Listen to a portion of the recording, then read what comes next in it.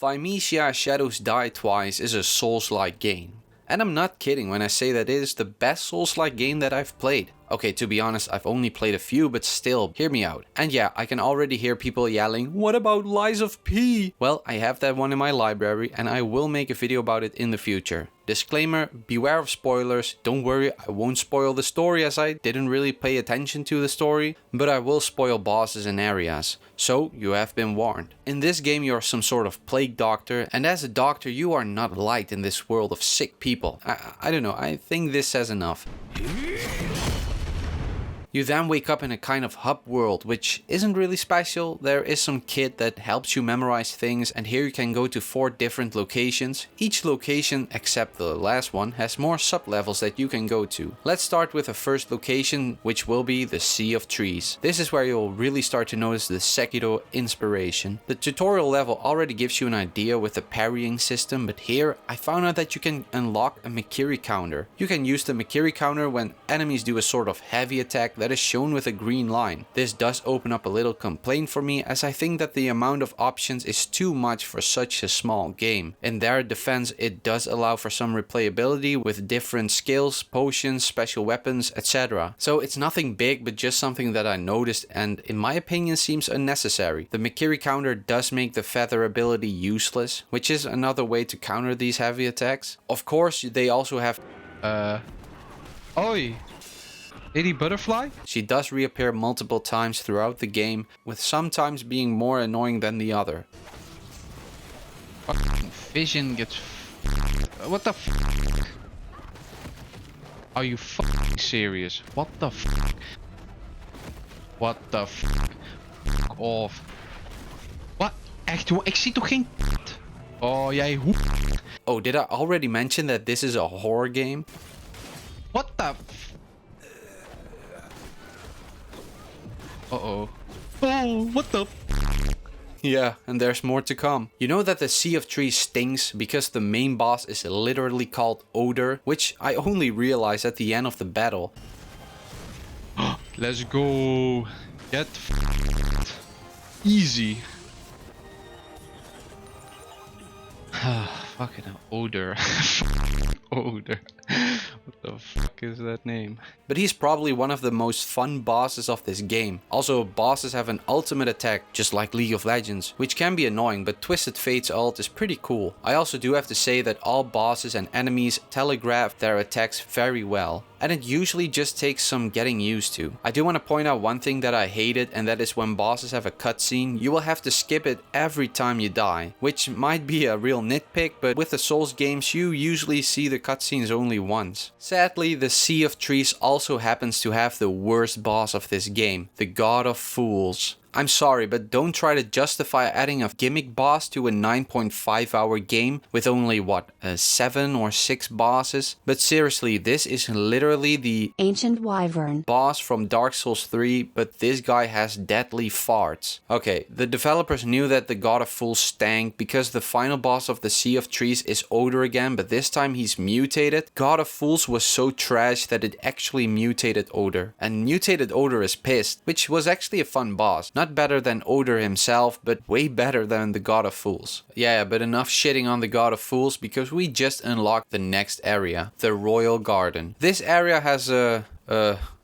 garden, library, and some kind of secret meth lab. All areas mostly use the same enemies, but for such a small game, I, to be honest, don't really blame them. But they do add new ones, like this crazy witch lady, and this crazy Silent Hill enemy is still scary as fuck. But the worst part is this new blood enemy. At first, I got really stressed out by these blood monsters because they are fast as fuck and they do quite a lot of damage.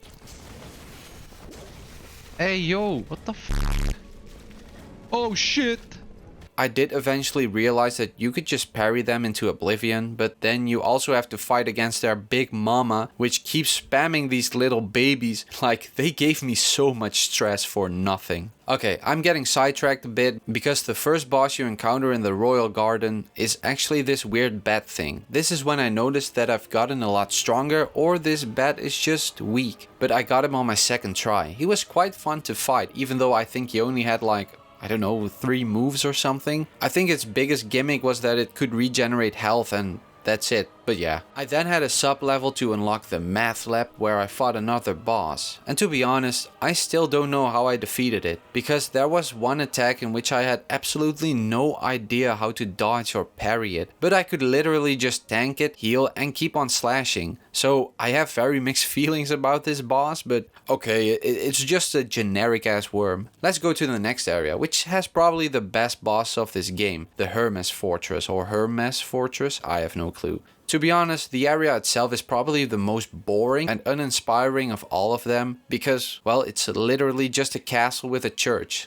Cool, never seen that before, I guess. I won't waste a lot of time on the area itself because as far as I can remember there are no new enemies. So let's go straight to my favorite part, the bosses, because that's why we play these games, right? I guess. The first boss is the guy that beat our ass at the start of the game, Varg or Farge. Farge? No? Okay, I think it's Far. And yeah, he's probably the easiest boss of this whole game. Like, even the spear guy at the beginning of the game gave me such a difficult time. Well, okay, let's be completely honest. I think this spear guy was the hardest boss of this whole game. But yeah, I got Farg on the first try. I do have to say that he was extremely satisfying to fight. But I think I'm just way too powerful for this fight. At this point, I started to think maybe I should have played the main missions first and then the sub-levels. But oh well, we're here now anyway, so screw it. On the next sub-level you'll find a more familiar level, as it is literally the first level of the game. But here you'll fight Earth, which wasn't too easy but not too hard. I had to figure out what some of the attacks do and if I was able to parry her really fast stab attack. But after I think 5 or 6 tries, I got her as well, and with that I fully completed all levels. By the way, Earth was also very fun to fight. And now I could finally go to the final level, the final boss.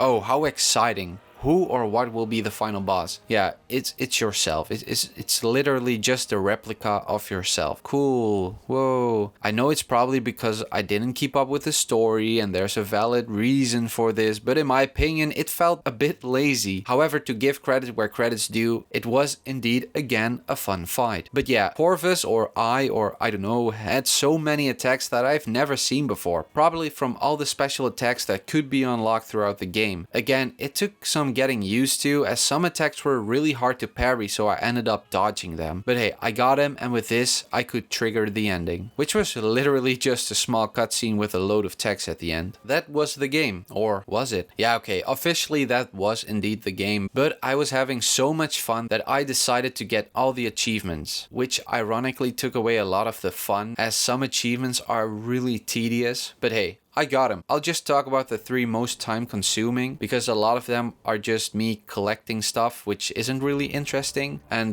breaking 1000 barrels. First off, I had to become max level, which is level 25, and get all the endings, which for me kind of overlapped, as it meant just refighting myself, aka Corvus, aka the final boss, like 15 to 20 more times, in which I can safely say that I kind of mastered it. However, I still failed doing a no-hit run, so yeah, not really mastered it. But yeah, I did that fucker at least 15 to 20 more times for these 2 achievements. And the final achievement was beating Varg's ass at the start of the game. This took a few tries and was really annoying, as you could not just restart from the checkpoint, so I had to make a backup save, which made me reload the game every time I died. But when I finally got him, it was really satisfying. I was just standing there casually parrying all of his attacks and occasionally hitting him. So yeah, even though I already went through the entire game in this video, or at least all bosses, I still highly recommend playing it, especially if you like the combat in Sekiro, because I love this game. And you can finish the game with all the achievements in 13 hours. Most of you are probably not as incompetent as me, so you'll probably finish it faster. But yeah, thanks for watching, like, subscribe, comment, I don't know, whatever you want to do, and I'll see you in the next video, which is probably after 6 months or something. Just kidding, I'll try my best to upload as soon as possible. Okay, bye. Oh.